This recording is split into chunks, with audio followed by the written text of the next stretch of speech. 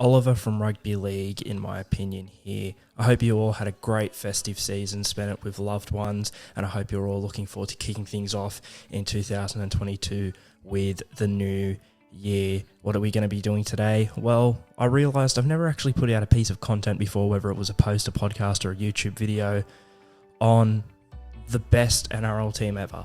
And what do I mean by that? Well, it's the best team that I've ever seen. I grew up in the early 2000s.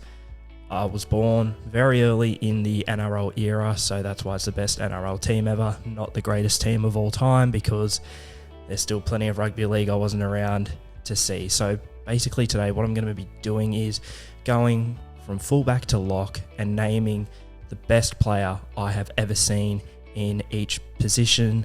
And what I want you guys to do is, after the video, comment your best team ever as well, from fullback to lock. And without any further ado, I think we might as well just kick things off with our fullback. So the fullback I've gone with today is none other than Billy Slater. Pretty popular choice for people's best fullback that they have ever seen. If they're around my age, there is really no other. I put it this way. I say there are two greatest fullbacks of all time. Two fullbacks that surpassed anything any other fullbacks did. Now, this is where there might be a bit of a debate. One of them is Clive Churchill, the other is Billy Slater. Why? Clive Churchill changed the way that fullbacks played forever. Back when Clive Churchill was playing, a fullback's main role was to get the ball on the last tackle and boot it back to the opposition. He started running the ball, and it set the foundation for players like Billy Slater today. Why is Billy Slater up there with the Little Master? Well, he mastered the Little Master's mastery. Try saying that 3 times in a row. Basically, Billy Slater is the best player to have adapted Clive Churchill's style of play, and no fullback has come close since. His accolades speak for themselves, but personally, that's why I go with Billy Slater as my fullback for this team. Why? Because he is the master of the Little Master's mastery. Onto the wing now, and our first winger is none other than Brett Morris.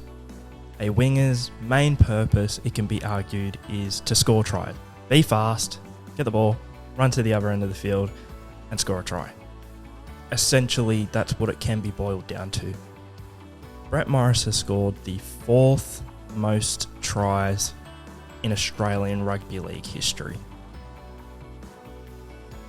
Don't really need to say more than that, other than 2 of the 3 players ahead of him. In fact, I think all 3 of the players ahead of him. No, sorry, 2 of the 3. I just had to double check there on my research about Ken Irvine, who has scored the most tries of all time. 2 out of the 3 weren't wingers. Billy Slater started his career as a winger, but there's a reason why he is the best fullback I've ever seen. So ahead of him are Steve Beaver Menzies in 3rd. He was a forward. In 2nd, Billy Slater, a fullback. And in 1st, a fellow winger in Ken Irvine.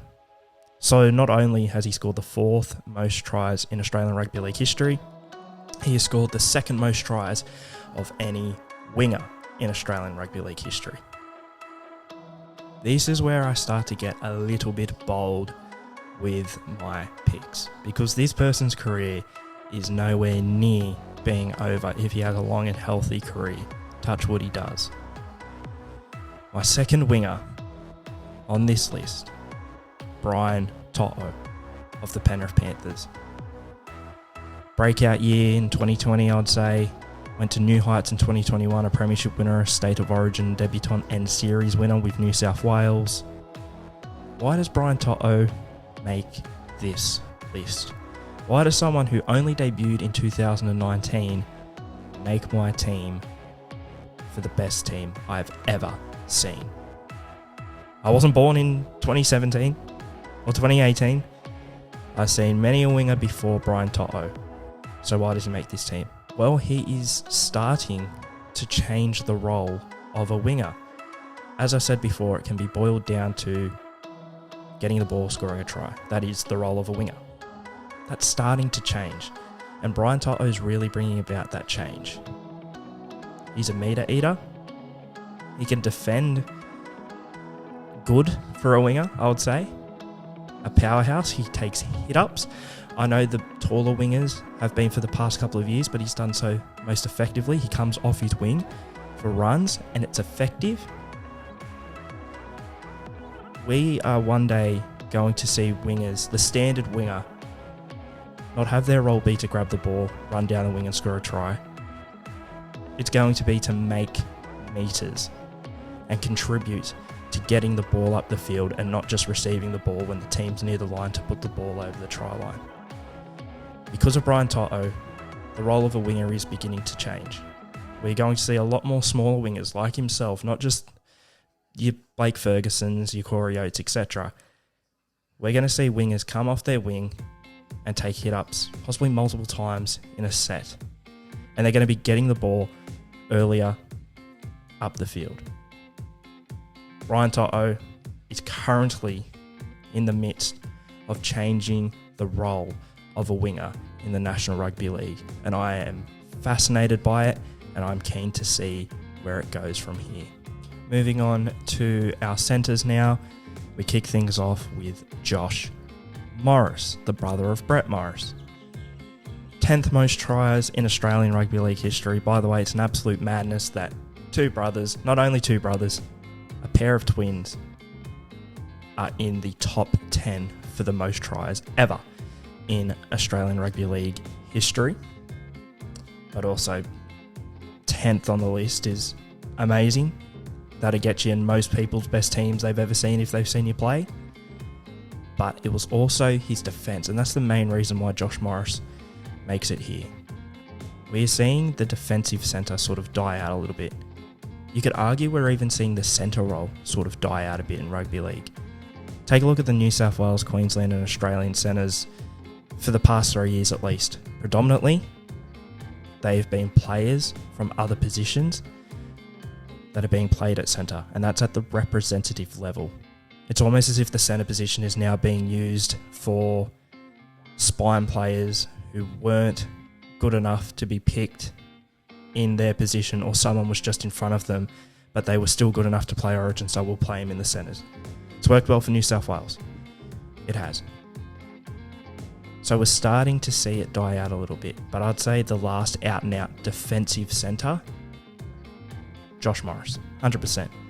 There was a reason he kept getting picked to play for New South Wales in State of Origin every year, and that was to contain Greg Inglis. In State of Origin, no player has been able to contain Greg Inglis on that stage like Josh Morris. We'll get to Greg Inglis in a moment. There's not too much else to say about Josh Morris. Players like Paul Momirovski, they impress me with their defence too.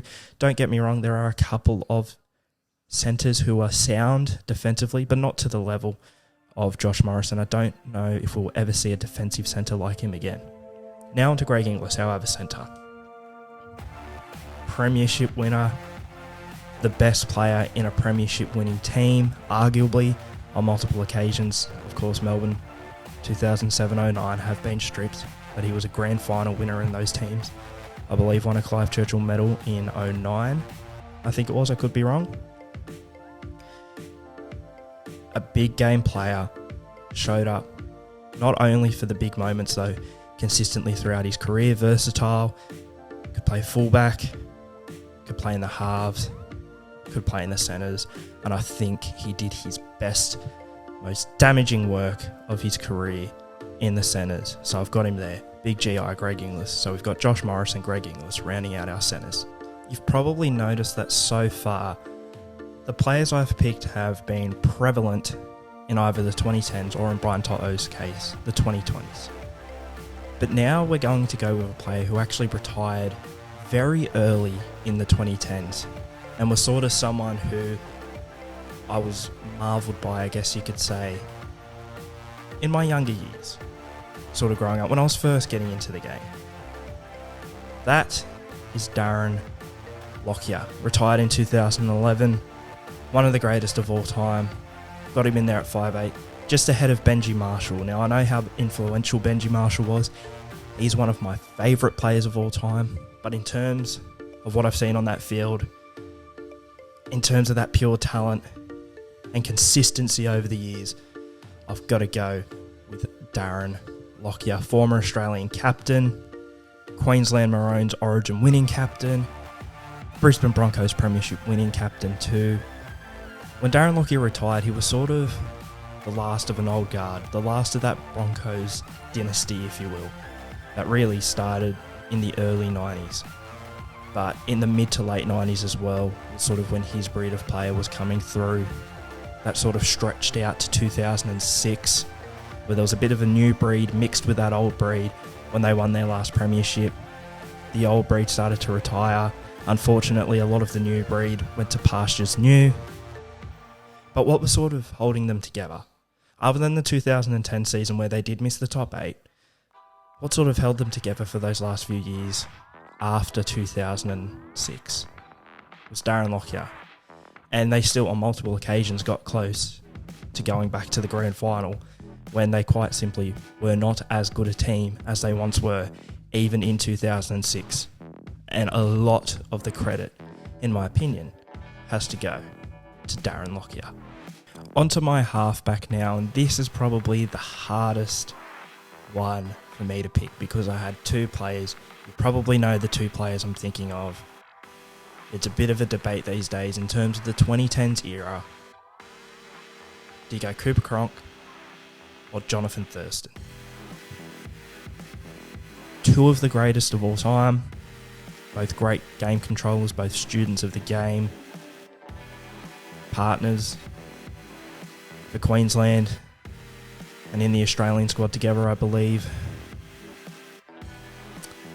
But opponents for the Cowboys and Storm. Who have I gone with? Well, all I had to think of was when I was growing up, when I was watching them both in their prime, who was I drawn to more? Who did I marvel at more, I guess you could say? And it was close. I've gone with Cooper Cronk. Another reason as well, Cooper Cronk played halfback his whole career. JT sort of moved from 5'8" to halfback and back and forth, depending on what the Cowboys needed. So I've also gone with the out-and-out halfback here in Cooper Cronk. I love JT, as I said, still one of the greatest of all time. Hell, maybe if I did this on another day, I'd be picking JT. But Cooper Cronk, especially since he's retired, I've learnt to appreciate him more. Just the knowledge of the game that he has, that he's brought to his punditry career, you could tell he really was a student of the game. And he understands how the game works, and you could see that with how he played. A cerebral assassin, if you will. The game was played up here for Cooper Cronk, whereas for a lot of players, it was played physically. It was really a game of the mind for Cooper Cronk. I can't quite remember who said it, so I apologise, but a few years ago, this was around the 2018-19 grand final time. Someone who had played with Cooper Cronk was talking about just how quickly he was able to read a defensive line. He could look up and around, and within 1 second knew exactly who he needed to get the ball to and how he needed to do it. It was a game of the mind, and that fascinates me as well. How Cooper Cronk played rugby league up here, not necessarily physically. He obviously played physically, but I don't think I've ever seen a player, maybe Andrew Johns from what I have seen, but growing up, watching rugby league week in, week out, I don't think I had seen another player use this up here as much as I did Cooper Cronk. And that's why he's my halfback. On to the forwards now, and we'll kick things off with our props. The first one, Matt Scott, a part of that great Cowboys side for a lot of the 2010s when they were sort of the dominant Queensland side of rugby league, and of course capped it off with a grand final win for the ages in 2015. Matt Scott, an integral part of that, alongside Jonathan Thurston, the likes of Gavin Cooper as well, Michael Morgan, etc. Consistency personified. Growing up, this one, it took me a little bit of time to think, and I had a few players to go through. Mainly because when I was growing up, I guess I didn't appreciate forwards. When we're all growing up as rugby league fans, we're attracted to the flashy players. That's why it was so easy for me to pick 1 to 7. Because I had my favourites. I didn't really in the forward pack. But I have come, as I've gotten older, to appreciate what Matt Scott was able to do. Wasn't necessarily always the most hard-hitting forward, the one who'd put on the big hits and make the highlight reels. He was from time to time, but that wasn't what defined him. And back when I was growing up, if I was attracted to a forward, it was because they were putting on the big hits. Just consistency personified, a hard worker. Matt Scott, it can be said, defined what it meant to be a prop forward. And I think that's all that needs to be said about Matt Scott. So we'll move on now to someone who is a bit more flashy, but is also consistency personified. Also, nowhere near finished in his career. He's only going to go to greater heights as long as he stays injury-free again, touch wood. Payne Haas. It's been a while since a player burst onto the scene as a rookie and made such an impact as an individual. Payne Haas is a big reason as to why, over the past couple of years, when the Broncos have struggled, they've still been able to pull in crowds. And I mean, I say that tentatively, obviously, because of coronavirus. But when fans go to watch Broncos games these days, one of, if not the biggest reason they would be doing so is to see Payne Haas play. Because you're always going to get that consistent effort. He's never lacked effort, and that's something that's a bit surprising for someone as young as he is. You know, players coming through, they have their ups and downs usually, and sometimes they can go through a bit of a low period because they're still working out how much effort really means for the game. Well, that's not happened with Payne Haas. If he continues on the trajectory he is for the next 10 years, he could go down in history, as the greatest forward of all time. He will definitely go down as one of the greatest forwards of all time if he can keep this up consistently. I'm very excited, just like with Brian Toto, to see what Payne Haas brings over the next few years. So, shock and horror, the greatest hooker I've ever seen is Cameron Smith. Australian captain, arguably the greatest Australian captain ever, arguably the greatest Queensland captain ever, arguably the greatest, I would say he quite fairly is the greatest Melbourne Storm captain ever, one of the greatest of all time. Look, I've spoken at nauseum about Cameron Smith before. If you haven't listened to it, at the time of recording, the latest podcast on the Rugby League, in my opinion, podcast feed on Spotify and Apple Podcasts is why Cameron Smith was so great. So I'll let you guys head over there to hear a few more reasons as to why. On to the second row now. We're getting towards the finish. Boyd Cordner. Unfortunately, recently retired due to medical reasons. Will probably go a bit unappreciated as Australian captain. Didn't get to captain Australia at a World Cup, unfortunately, in part due to the pandemic and, of course, his injuries. I think he'll go a bit underappreciated, unfortunately. Again, another worker, someone who you sort of appreciate as you grow older. One of the most consistent, if not the most consistent, second rower of the 2010s. And he deserved the role as Roosters captain, New South Wales captain, and Australian captain. And I'm glad he did at least get to hoist up that State of Origin shield for New South Wales. Second rower now, Josh Papalii. Again, someone who I didn't appreciate until I was a bit older. He's still playing, still got a couple years left in him. May have declined a little bit, but still had a few big performances in 2021. Sort of someone who I think did go a bit underrated, even while he was playing Origin for a few years, but since Canberra missed the top 8 in 2021, but since Canberra sort of had their rise, he was instrumental in that and really shone through that. Again, another consistent performer throughout the years, probably, other than Boyd Cordner, the most consistent second rower, and that's why those are my two second rowers. Consistency goes a long way for me. It's all good playing at the highest level and putting in the best effort you can on certain match days and pulling out huge performances. But when you can perform consistently at that higher level, week in, week out, that's what makes you one of the greatest for me. And Josh Papalii defines that. Rounding things out now with our lock, it's Jason Taumalolo for the North Queensland Cowboys, in the vein of a Payne Haas, just a dominant, exciting forward to watch, really jumps out at you. does it consistently. Over the past couple of seasons, I'd say hasn't done it consistently, mainly through injury and for whatever reason, the reduced minutes he has been playing at the Cowboys. But for the past at least 5 years, overall, the best lock in the game. I think we're starting to see a little bit of a change where locks are becoming ball-playing locks more again, and Jason Taumalolo is more of a prop forward. In fact, I wouldn't be surprised if I made this video in 2 to 3 years, he was no longer the best I'd seen just because the game had evolved and someone else, a ball-playing lock, had taken that role. But for now, Jason Taumalolo is most certainly the best lock forward I've ever seen. And again, it's the theme here. Consistency personified. Even when the Cowboys have been at their lowest, he's still been performing consistently when he's been on the field. And of course, when they were at their high of highs, a former Dalian medal winner, he's just remained consistent throughout the years. So there we have it. The best NRL team ever, at least in my opinion. Let's read it out one last time.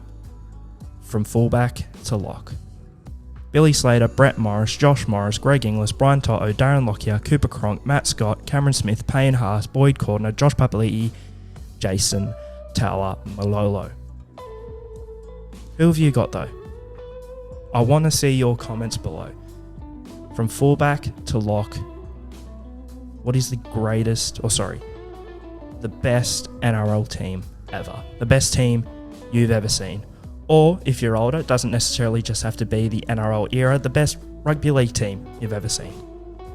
Anyway, other than that, I've been Oliver from Rugby League in my opinion. Please like this video, share it around with your friends, comment, and most importantly, subscribe, and I'll see you next time.